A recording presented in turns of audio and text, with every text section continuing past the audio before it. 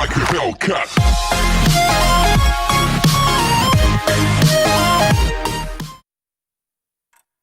Hello and welcome back to the channel where once again it is time for another Sega Saturn review, and we are going way back to the start of the Saturn's life here in the Power region today by taking a look at Clockwork Knight, which came out on the Saturn's release of July the 8th, 1995. It came out in 1994 in Japan, and it's a 2D in gameplay anyway, side-scrolling platformer. There was only 4 games upon release for the Saturn over here in the Power region. They were International Victory Goal, Daytona USA, Virtua Fighter, and Clockwork Knight. And in my opinion, Clockwork Knight was the pick of the bunch.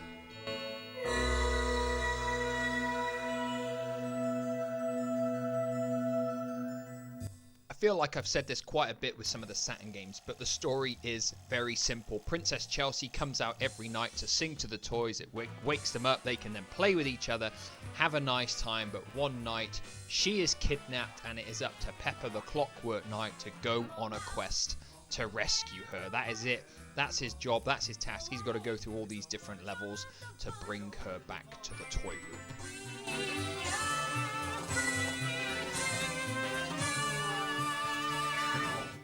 So once the long video is done, you come around to the title screen. It's pretty simplistic here. We've got start options.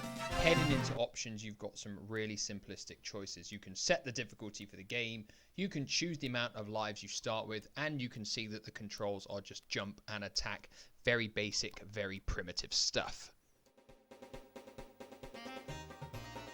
Once you start a new game, you will enter the first toy room. There are 4 different locations on the game. There are 3 levels within each one, and there's obviously bosses to fight along the way. You get a pretty simplistic sort of like overworld view before you go into the level, and then it is straight into the action.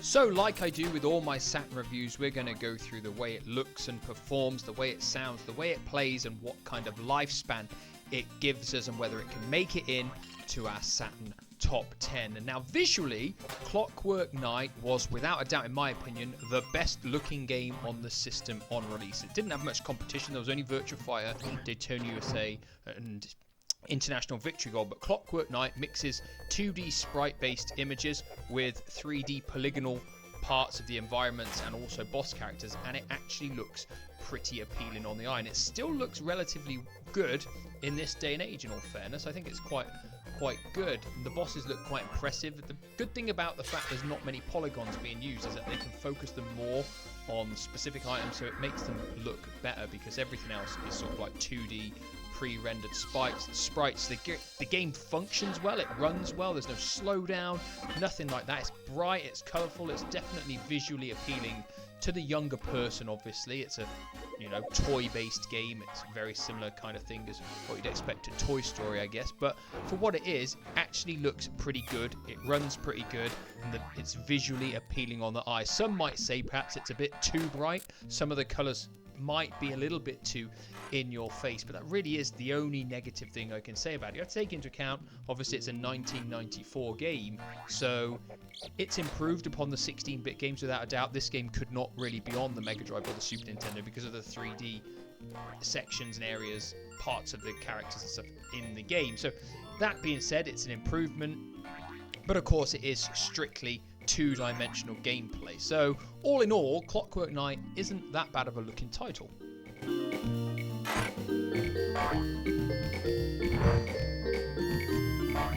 So moving on to the audio of the game, the sound effects and the music tracks, and I've got to say that they fit the game absolutely perfectly. The sound effects are all goofy, over the top, exactly what you would want from a game like this. They fit all the characters and the enemies absolutely fantastically, in my opinion, and I can't really say a bad thing about them. The music tracks, whilst they're not to my personal taste, are the exact right sort of things for the levels that you go through, and the sort of like wacky, charming, childish kind of music that you'd expect from the game. It delivers perfectly well. There isn't really anything negative I can say about it. It's just the fact it's not to my personal taste. But that doesn't mean that other people won't find this kind of music perfectly enjoyable.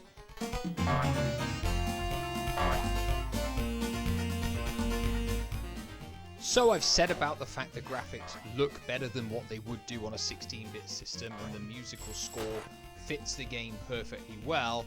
When I talk about the gameplay though, there isn't really anything sort of new or innovative in the game whatsoever. It's pretty much a standard character actions: walking, running, jumping, using your sword. It's very, very basic stuff. He can use his sword to wind up things or to open things, and that is really much the gist of the gameplay. You can collect power-ups, you can collect an invincibility item which lasts for about 10 seconds, you can collect health items, that kind of stuff. It's all the standard stuff that you would expect in a platformer from the previous years. There really isn't anything sort of new in terms of gameplay elements that bring this game to the next generation. So it kind of just feels like you're playing sort of like a Mega Drive or a Super Nintendo platformer. Really, you just got slightly better visuals. So gameplay overall is a little bit disappointing. One other negative I would say about the actual gameplay is the jump mechanic. It's a bit slippery in my opinion. Sometimes you can jump and you'll slip off, or you'll quickly press backwards because you think you're going to slip off and then you might fall off another side. It's really the only negative about the gameplay. It doesn't play bad, it actually plays relatively well in all fairness. It's just the fact that it doesn't add anything new to the genre.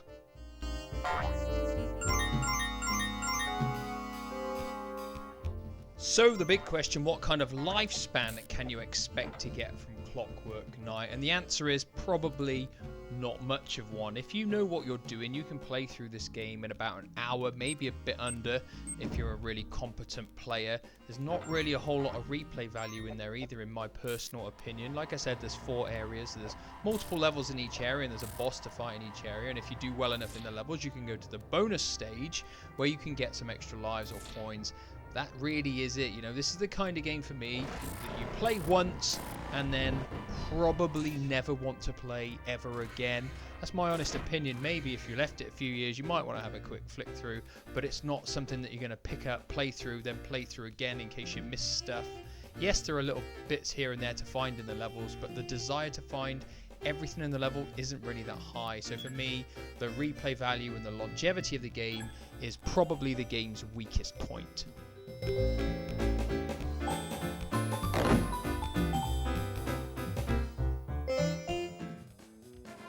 So that brings us to our final 2 questions. The first one being, is this game worth playing today? Well, if you're a fan of 2-dimensional platformers and you've never played this game before, then it's actually worth a playthrough. It brings you a relative amount of enjoyment, and if these are your kind of games, then you're probably going to like it that little bit more.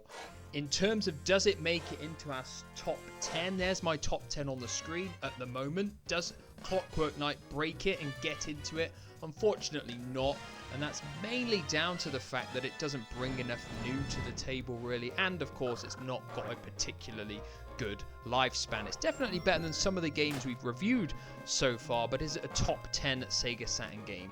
I am afraid not. What are your thoughts on Clockwork Knight? How well do you think it compared to other games around that point in time? You know, games on the PlayStation, games that were still coming out on the the Super Nintendo, I should say, because they were still getting the Donkey Kong games, and in my opinion, they are a lot better than Clockwork Knight. So what are your thoughts? Let me know down below. That is it for today. Another review done and dusted, and I shall see you soon for another Sat review. Goodbye for now.